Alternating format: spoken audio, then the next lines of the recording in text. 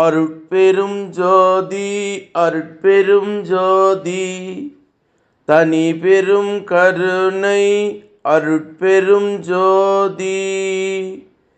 எல்லா செயல் கூடும் என் ஆணை அம்பலத்தே, எல்லாம் வல்லான் தாலே ஏத்து.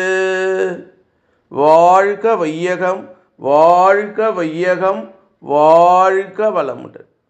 குரு வாழ்க குருவே துணை. அருட்பெரும் ஜோதி அகவல் உரை விளக்கம். தன்னையே எனக்கு தந்து அருள் ஒளியால் என்னை வேதித்த என் தனி அன்பே என்று திரு அருள் பிரகாச வள்ளலார் ராமலிங்க சாமிகள் பாடி அருளச் செய்த திருவருப்பா அகவல் வரி பாடல். இதனுடைய உரை விளக்கம். நின்னையே எனக்கு தந்து மன்றி நின் அருள் ஒளியால் என்னையும் நின்னை போல் மாற்றிவிட்ட என்னுடைய ஒப்பற்ற அன்பே என்று இந்த அற்புதமான வள்ளல் பெருமான் எழுதிய அகவல் வரிக்கு பேராசிரியர் பாலசுப்பிரமணியம் ஐயா அவர்கள் சொல்லக்கூடிய ஒரு அற்புதமான உரை விளக்கம்.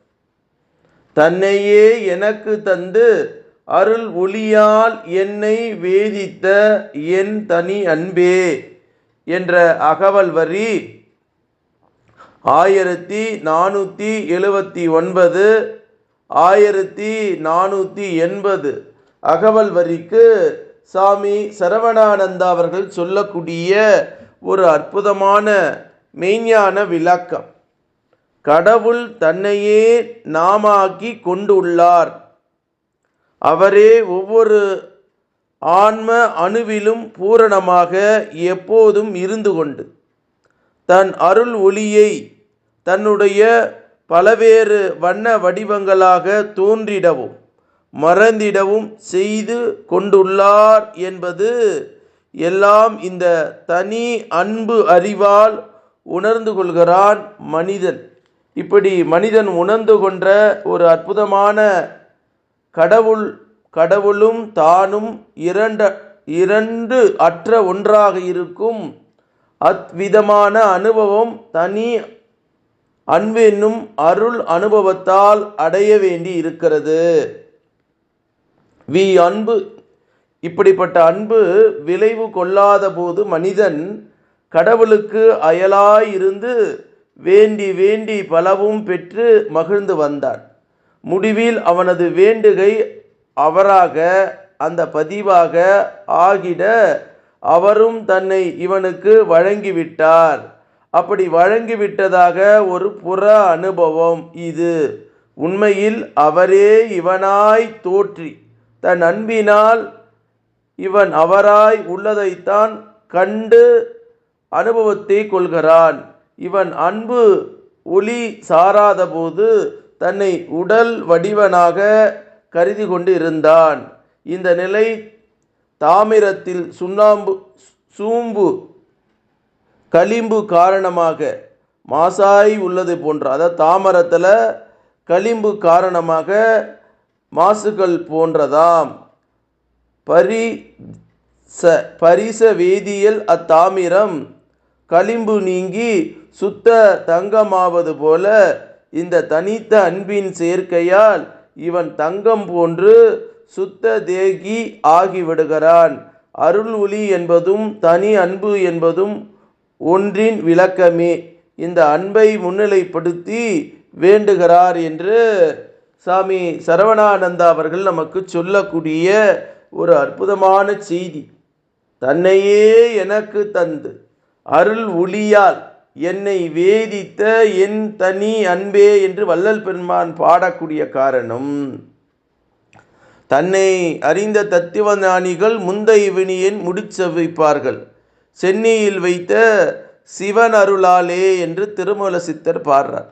ஒருவன் தன்னை உணரும்போது அறியும்போது நான் யார், என்னுடைய ஸ்ட்ரென்த் என்ன, வீக்னஸ் என்ன, நான் யார் என்கிற எண்ணத்தில் பதிவு செய்யக்கூடியது எல்லாம் உத்தமமாக இருக்கும். நானே பெரியவன், நான் அங்காரம் பிடித்தவன், நான் எல்லாம் அறிந்தவன், நான் சொல்வதை இந்த பிரபஞ்சம் கேட்க வேண்டும், நான் சொல்வதை இந்த சமூகம் கேட்க வேண்டும் என்று போலியாக கட்டமைக்கப்பட்ட எந்த ஒரு நிகழ்வும் காலத்தால் காலாவதியாகி காணல் நீராக மாறும். அப்படி வாழ்வது வாழ்க்கை அல்ல. ஒரு மனிதன் தன்னை உணர்ந்து இந்த தத்துவ ஞானியாய் மாறி முந்தைவனையும் சின்னியில் வைத்து சிவனருளால் பிசைந்து பேசுகிறார்களே, அவர்கள்தான் உண்மையான அன்பை கொண்டவர்கள் என்பதை வள்ளல் பெருமான் அன்புக்குத்தான் அடிபடைய வேண்டுமே தவிர அதிகாரத்திற்கும் போலி பிம்பங்களுக்கும் மாயாவதிகளுக்கும் தன்னை விட உயர்ந்தவர்களை, அதாவது கொடுஞ்சொற்களை சுடு சொற்களால் வார்த்தெடுத்து நானே அறிவாளி, இறைவனுக்கு அப்புறம் எனக்கு தான் சக்தி என்று எண்ணக்கூடியவன், அந்த புற இன்பத்திலே வாழக்கூடியவன் வாழ்க்கை வெற்றி பெறாது.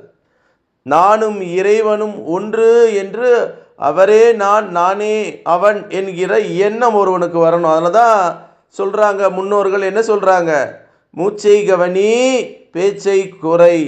அப்போ அந்த மூச்சை கவனிக்க கவனிக்க கதாகதம் செய்ய இந்த ஜீவனில் இருக்கக்கூடிய அகத்தை உணர்ந்து கொண்டு மரணமில்லா பெருவாழ்வை நாம் வாழ முடியும். நம்ம இப்போ இருக்கிற புற வாழ்க்கையில் தனி மனித ஒழுக்கம் இல்லாமல் யாரை ஒன்றாலும் விமர்சனம் செய்யலாம் என்று சமூக வலைதளங்களில் இருக்கின்ற காரணத்தினால் வார்த்தைக்கு வந்ததெல்லாம் பேசி அதற்கு ஒரு கூட்டம் என்ன பண்ணுது, அவர் பேசுகிறத புற இன்பத்தை, புற செத்து போகக்கூடிய சரிந்து போகக்கூடிய மாண்டு போகக்கூடிய வார்த்தைகளை சொல்லி சொல்லி அந்த சொல்லக்கூடிய நபர் அவர் ஏதோ ஒன்று இதில் சொல்கிறார், அந்த புற இன்பத்தை தனி மனித ஒழுக்க சீர்கேடை ஒருவன் சொல்லுகிறான் என்றால் அந்த சொல் எப்படி இருக்கணும்னா தன்னை உணர்ந்தவன் அன்பான சொல்லாக இருக்கணும். அந்த சொல் சர்க்கரையை விட இனிப்பாக இருக்கக்கூடிய சொல்லாக இருக்க வேண்டும். நம்ம சாமி சரவணானந்தா இதில் சொல்கிறார், என்ன தாமிரம் என்ற ஒரு உலோகங்கள் இருக்குது, அந்த உலோகத்தில் இருக்கக்கூடிய களிம்புகளெல்லாம் நீக்கினா நம்ம சுத்த தேகம் சுத்தமான தங்கம் கிடைக்கும். அதே போல் நம் உடம்பு என்ற அழுக்கு, அந்த மூச்சை கவனி பேச்சை குறைத்து கதாகதம் செய்து யோகம் செய்து தியானம் செய்து நாம் பழக பழக நம் உடம்பிலே இருக்கக்கூடிய அழுக்குகள் 7 ஜென்மமாக எடுத்த சஞ்சித பிராரத்தம் அன்னமய கோஷம் மனமய கோஷம் இன்னும் சொல்லிகிட்டே இருக்கிறாங்க பாருங்க நிறைய விஷயங்கள். அப்போ உடம்புல இருக்கக்கூடிய வினை பதிவெல்லாம் கழியும். வினை பதிவெல்லாம் கழிந்தால் நாம் என்ன ஆவோம், சுத்த தேகியாக மாறும். நம்முடைய உடல் பொன்னிறமாக மாறி மரணமில்லா பெருவாழ்வு பெற்று ஒளி தேகத்தை வள்ளல் பெருமான் அடைந்தது போல நாம் அடைய வேண்டும். யான் பெற்ற இன்பம் பெருக இவ்வையகம் என்கிற உயர்ந்த நோக்கோடு வள்ளல் பெருமான் நமக்கு நம்மையே அறிந்து கொள்ளக்கூடிய ஒரு மந்திரத்தை சொல்லக்கூடிய அற்புதமான அகவல் வரி என்று சொல்லி, அருட்பெரும் ஜோதி அருட்பெரும் ஜோதி தனி பெரும் கருணை அருட்பெரும் ஜோதி எல்லா செயல் கூடும் என் ஆணை அம்பலத்தே எல்லாம் வல்லான் தாளே ஏத்து இன்று வருமோ நாளைக்கு வருமோ அல்லது மற்ற என்று வருமோ அறியேன் எம் கோவே துன்று மலை வெம்மாயற்று வெளிக்குள் வெளி கடந்து சுமாயிருக்கும் சுகம் என்று பாடி அருளச் செய்த வள்ளல் பெருமான் திருவடியை வணங்கி எல்லா உயிர்களும் இன்புற்று வாழ்க, வள்ளல் மலரடி வாழ்க வாழ்க, கொல்லா நெறி குவலயமெல்லாம் ஓங்குக என்று பாடி அருளிய திரு அருள் பிரகாச வள்ளலார் ராமலிங்க சாமிகளின் திருவடியை தொட்டு வணங்கி இந்த பூமியிலே வாழக்கூடிய சித்தர்கள் ஞானிகள் மகான்கள் யோகிகள் ஜீவமுக்தர்களுடைய திருவடியை தொட்டு வணங்கி இறைநிலையோடு என் எண்ணத்தை கலக்கவிட்டு உங்கள் அனைவரையும் மனதார நெஞ்சார வாழ்க வளமுடன் வாழ்க வளமுடன் வாழ்க வளமுடன் என்று வாழ்த்துகிறேன். நன்றி, வணக்கம், வாழ்க.